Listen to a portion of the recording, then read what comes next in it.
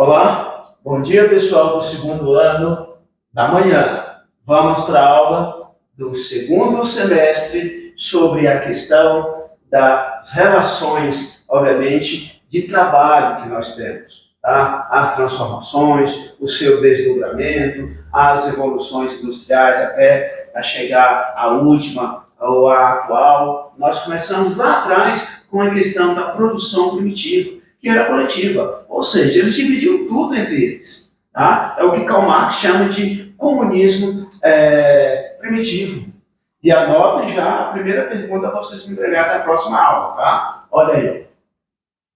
Qual o período que Marx considera de comunismo primitivo? Ok? E vamos para frente. Nós temos em seguida a questão do método produção asiática, que começou há 4.000 anos antes da era cristã. Lembrando para vocês que alguns livros, a apostila do Estado, eles agora colocam não a era cristã somente, mas coloca antes da era comum. Ok? Como era essa produção asiática? Ela era centralizada, estava ligada àquela questão do divino, dos sacerdotes, diziam ter os poderes mágicos e representava uma forma de Estado. Ok? Aonde acontecia? Lá na Grécia, no Egito, ou na questão da Mesopotâmia. Lembrando que Mesopotâmia quer dizer terra entre rios. Por isso, ela ficava entre o rio Tigre e o rio Eufrates. E depois nós temos a questão da próxima produção, que é exatamente a produção antiga, aonde estava ligado a questão da propriedade privada e também o uso escravo. Lembrando de novo, tinha dois tipos de trabalho escravo. O trabalho escravo de guerra, tá? Que era a conquista de guerra, e o outro que era o trabalho escravo de dívida. Não pôde pagar, tornava-se escravo. Aonde acontecia? Em Roma, mas principalmente na Grécia. E a seguinte, é só para lembrar essa imagem aqui, que ele chamava-se tripário. Tripário porque eram três madeiras que representavam a questão do sofrimento.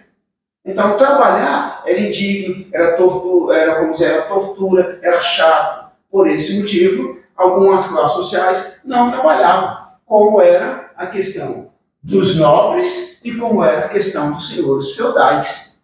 E quem é que trabalhava? Os servos, nos regimes de servidão. Tá? Portanto, a nobreza, clero lá em cima e os serviços, como diz, de servidão aqui embaixo. E como nós mostramos no vídeo dos gêneros culturais, aqui no YouTube, aquele que diz das relações servis, todas as relações servis que estavam lá, ok? E aí, o passo seguinte que nós temos é o quê? É um modo de produção capitalista, que vai do século XV até os nossos dias. Claro, passou pelo trabalho escravo, passou pela fase do trabalho assalariado, que foi a fase que nós chamamos de industrial, como também dos meios e modos de produção, que são os proletários. Os proletários são os trabalhadores. Pobres, eles têm um modo de produção, como trabalhar. E depois, obviamente, nós temos um patrão, com os meios de produção, maquinário, a indústria e o lucro que pertence a ele. Tá? E anotem lá mais uma pergunta. Tá? Qual era o contexto histórico da produção nesse momento? Tá? Então, nós temos também aí um passo importante. Qual é o passo importante, pessoal? É a questão da Revolução Industrial, que começou a primeira lá com a questão da máquina a vapor, o terra mecânico, o dínamo. Tá? Depois nós temos a segunda fase com a produção em massa e a eletricidade. E nós temos também a terceira, que é a questão da TI, a automação, etc., por volta de 1900. E também, por último, e não tão real, e não estacionada, a questão da Revolução Industrial, que é as chamadas fábricas inteligentes, pessoal.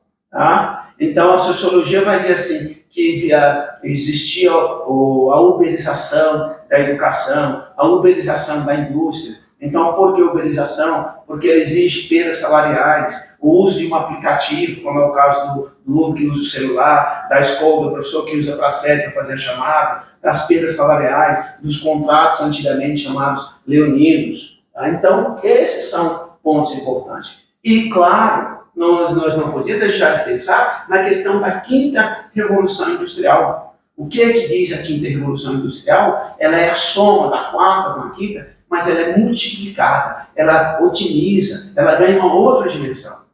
Qual é a dimensão? A dimensão de conhecer uma globalização que se expande por todos os continentes, como diz a geografia, Ásia, África, América, Europa e por aí vai.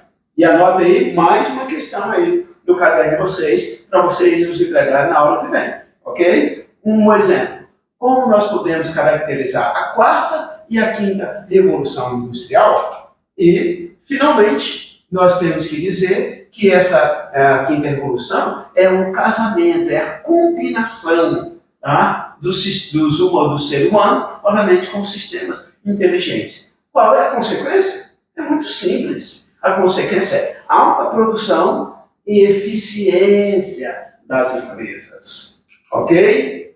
E o que exige nessa quinta revolução industrial? Soluções analíticas, consciência crítica, gerenciamento com excelência de pessoas, mistura equilibrada do QI e o coeficiente de emoção também. E claro, anota mais uma pergunta aí. Capricha nessa letra e nesse caderno, ok? Olha aí. Faça uma análise crítica das exigências para, obviamente, a produção. Ok?